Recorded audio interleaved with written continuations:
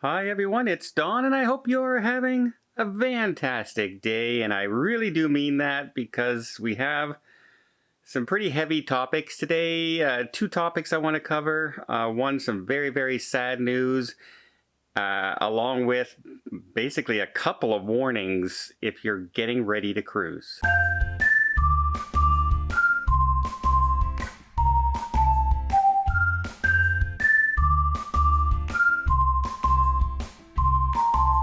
So first off, we have a very sad story of a 77-year-old lady, Marilyn Tackett, who passed away recently after a cruise on Carnival. And it's a long story. Basically, her and her family were taking a cruise. She was having a good time. She went on one of the shore excursions in Roatan. The next day in Belize, she wasn't feeling too well, so she decided not to take the shore excursions with the family. When the family got back from the shore excursions, they noticed she seemed to be having a hard time breathing. They contacted the doctor on board. The doctor tested her for COVID, found her positive, and said, you know what, she needs to get on a ventilator. And so they arranged transportation to a hospital in Belize.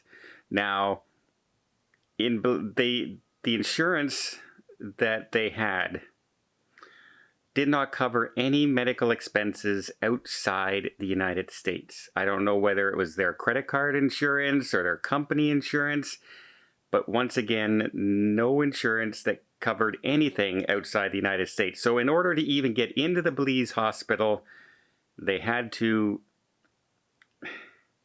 come up with $5,000. Which they were lucky enough that they were able to do. But there they quickly noticed that in Belize's medical situation and hospitals are not what they are in Canada. They're not what they are in the United States, right? They're a much smaller country, much smaller medical facilities, and so they needed to airlift her and get her back to the United States for the best care that she could possibly get. Now, because they didn't have insurance to do that, it would have cost close to $20,000 to $30,000 to get her back home.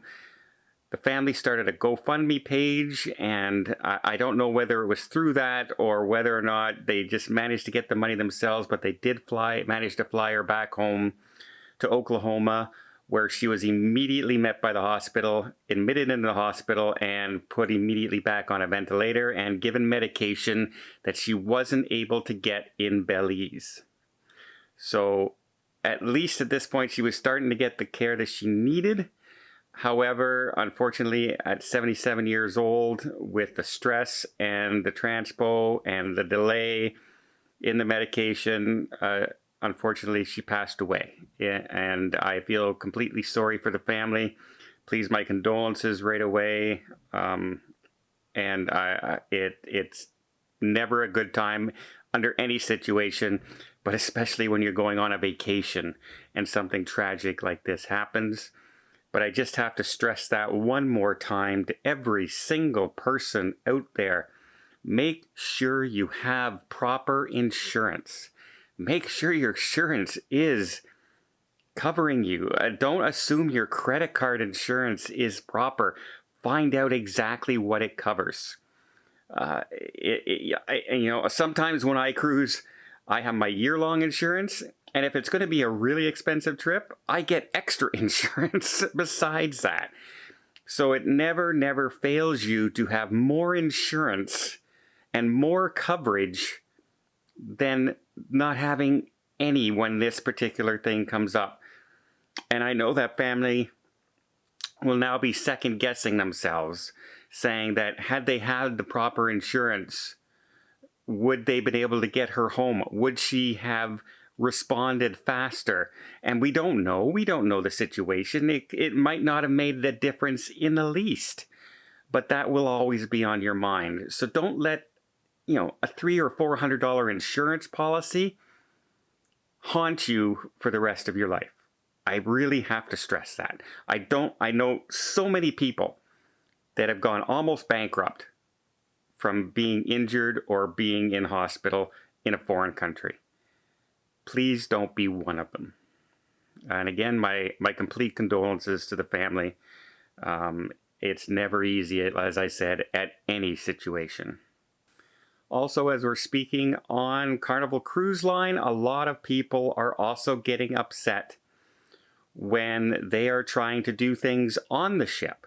For instance, the kids clubs. A lot of kids clubs are closed, and that goes for a lot of the cruise lines.